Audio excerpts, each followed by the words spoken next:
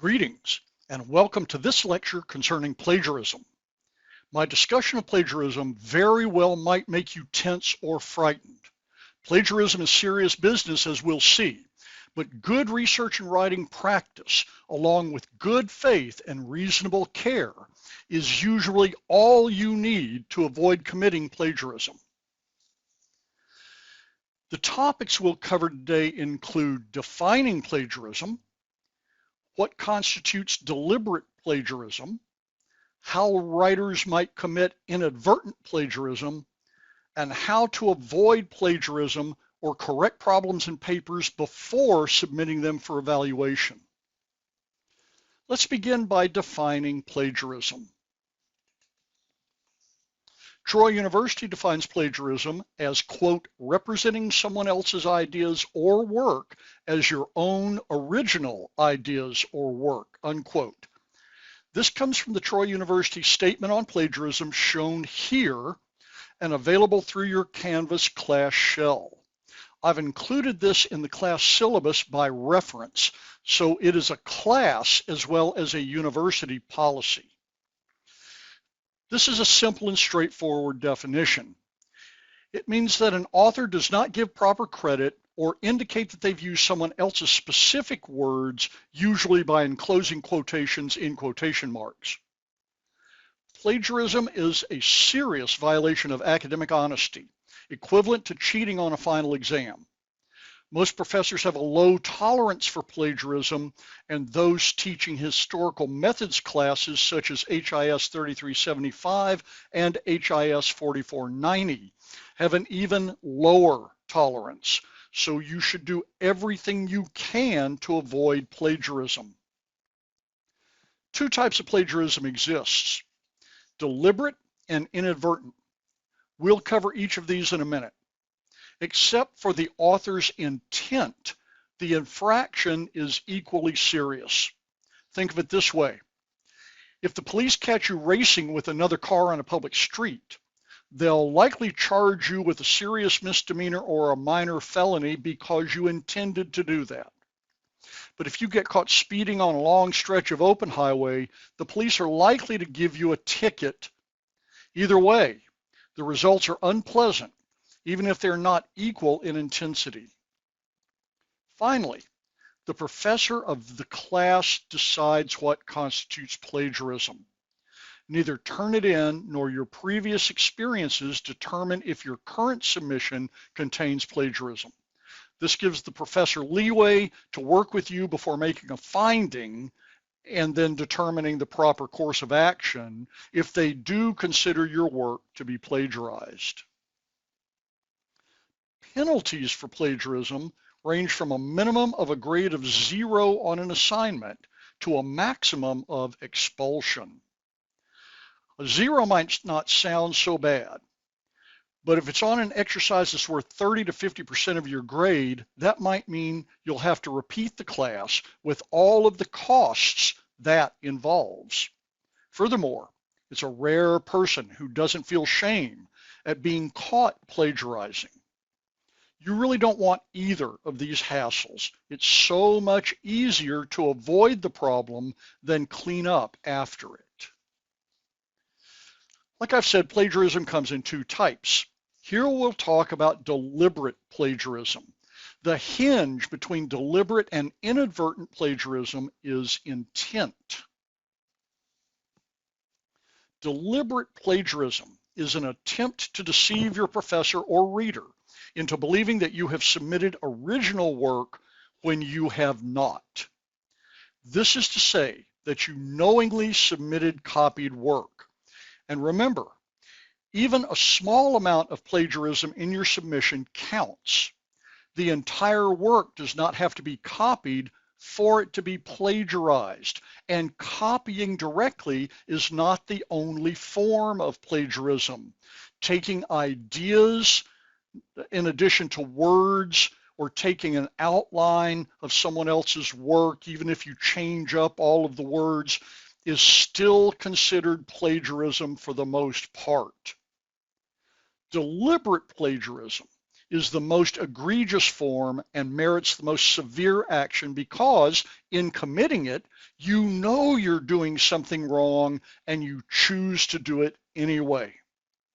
Often, someone committing deliberate plagiarism does so from a combination of bad faith, a disrespect for the class or the college, comes from taking shortcuts, or lacking confidence in their own words or ideas. Examples might make this easier to understand, so we'll look at some in a moment. Remember that intent is the key to deliberate plagiarism. Some examples of deliberate plagiarism include copying passages without quotation marks and attribution. This might be inadvertent plagiarism as well, but sometimes it becomes obvious that doing this is a choice rather than a mistake. Patch writing is usually an indication of deliberation. Patch writing is the act of taking someone else's words, then substituting synonyms every so often so it appears they are your own words. Patch writing means the author had to think about their actions and do something deliberate. It's deceptive and egregious. Submitting a paper written by a paper writing website is a serious attempt to deceive and will bring swift and sure punishment. Sure, many of them advertise a guarantee that you won't get caught, but chances are still high that you will. Another practice Troy University deliberately prohibits is submitting a paper to a class that you submitted to a previous class for a grade. The only exception to this is in a class that instructs you to rewrite a former submission, which is a technique I use in HIS 4490. In that case, it's not attempting to deceive, it's following instructions.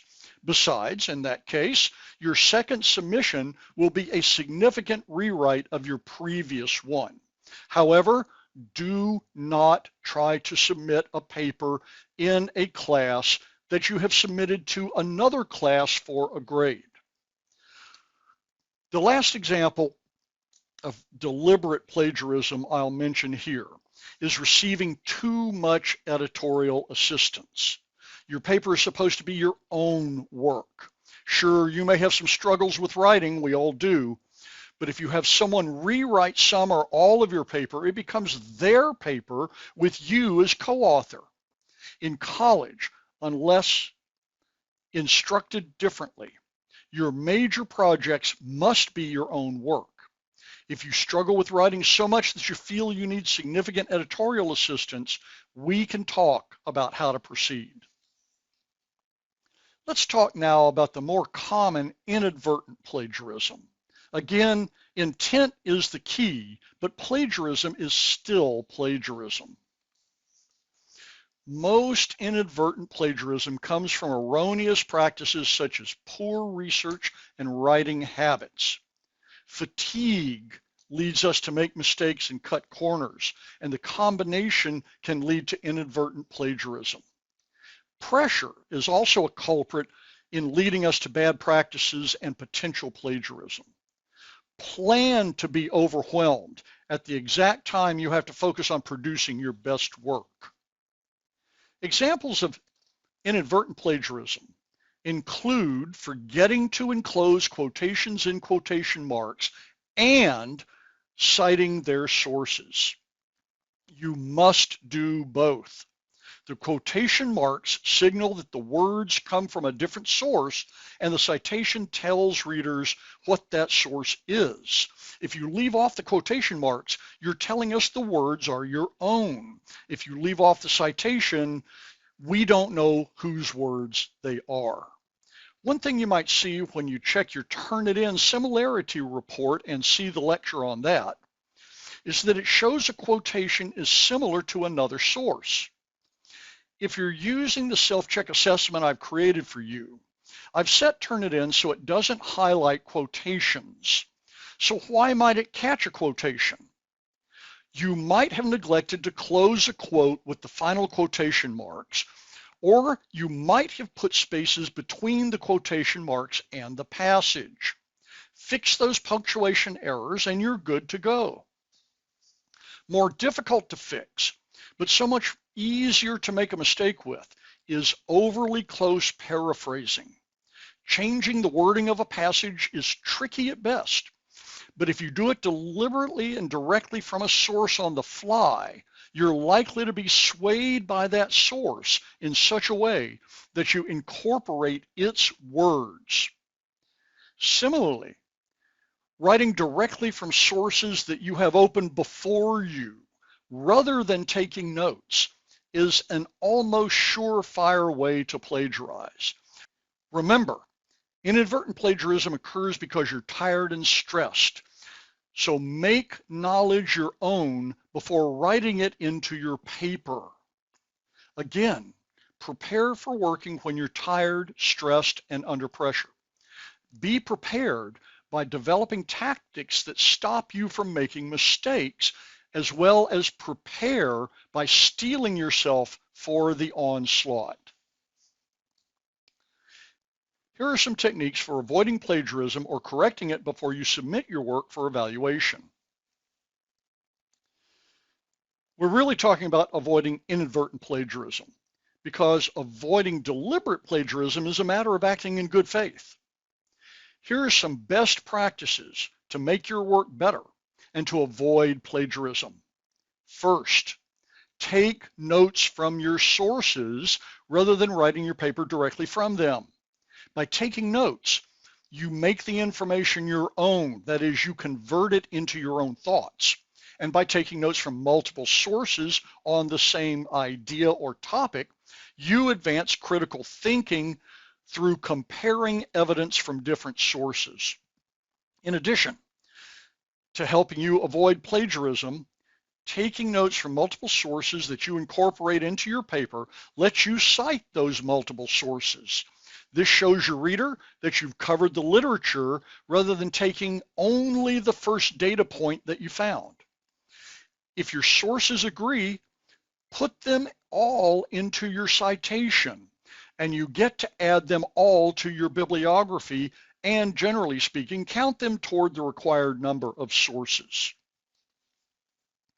More sources are better than fewer. Another pointer concerns quotations.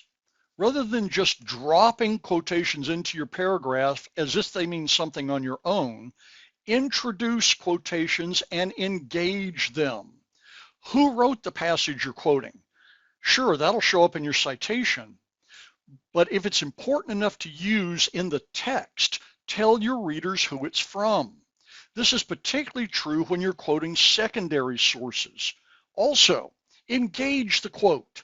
Again, don't just drop it onto the page, but use as little of it as possible and tell us what it means, being careful not to merely repeat what the quotation says. In fact, use quotations as sparingly as possible and never as a substitute for your own thoughts and words. Your readers are interested in what you have to say, not what quotes you can string together. Finally, once again, to avoid inadvertent plagiarism, prepare yourself emotionally and strategically for the urgency of that last-minute push. If you don't have that last-minute panic-fueled race to the deadline, that's great, but most of us do. So set yourself up to succeed, not to succumb. It's a good idea to check your work to make sure your good practices produce good results. So submit your exercise to turn it in just to double check. Use the class ID and password, also known as the enrollment key, from your syllabus.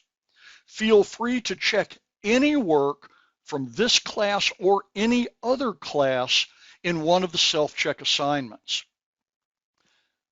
After uploading a paper and giving Turnitin time to check, Turnitin will show you a colored bar with a percentage of similarity.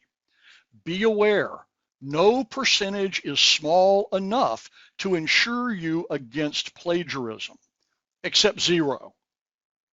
But if you click on that colored bar, Turnitin will show you a similarity report. That is a copy of your paper with the similarities highlighted, like the illustration here. There's a column you can't see in this image. To the right, Turnitin will list the sources it discovered the highlighted passages in. Look at the little numbers with the different colored highlights there. By the way, if your similarity report looks like this one, you've got a problem. This is far too much similarity, obviously. Now, a word about similarity reports. I've set them up so they do not check the bibliography, but they will check your footnote citations. Don't panic when you see citations highlighted. They should be highlighted. They should look like previously existing text. Similarity reports might catch certain phrases too. Long labels for titles of institutions or office holders often get highlighted, but they don't mean much. Also, the reports will catch block quotes, but they're fine if you've indented them correctly and inserted a citation immediately at the end of the block quote. And if you don't know what a block quote is, it's simply a long quote that instead of putting quotation marks around, you have indented half an inch from the left and half an inch from the right, and where your text is double spaced, you single space block quotes. Generally in a paper as short as yours, I know you think it's a long paper, but it's really not. You don't use block quotes. That's just too much quotation. There's some rules for block quoting, the size of the quote, things like that. You can find this information in Turabian or the Chicago Manual of Style. Okay, outside of those few items, you make good use of your similarity report by letting it lead you to rewriting the passages it highlights. But beware of merely paraphrasing to fix your similarities. It might be better to rewrite sections rather than try to fix sentences quickly. In summary, this lecture defined plagiarism as passing ideas or words off as your own without proper citation, discussed the seriousness of the offense of plagiarism, discussed and provided examples of deliberate and inadvertent plagiarism, and laid out some strategies for preventing, avoiding, and correcting plagiarism. Proper research and writing practices and tactical and emotional preparation for crunch time will help you avoid falling into the trap of being overwhelmed. Also, check your work in Turnitin, then correct any similarities it finds between your text and someone else's pre-existing text. Remember, neither Turnitin nor previous classes determine what constitutes plagiarism for our class this term. As your professor, I'll make that determination. If I have problems, I will contact you and give you an opportunity to explain what happened or explain any mitigating circumstances before I make an official finding. And though I know my lecture may have stressed you out, remember that by using good practices and reasonable care, you'll avoid submitting an exercise containing plagiarism simply as a matter of course. This ends the lecture. As always, thanks for your attention.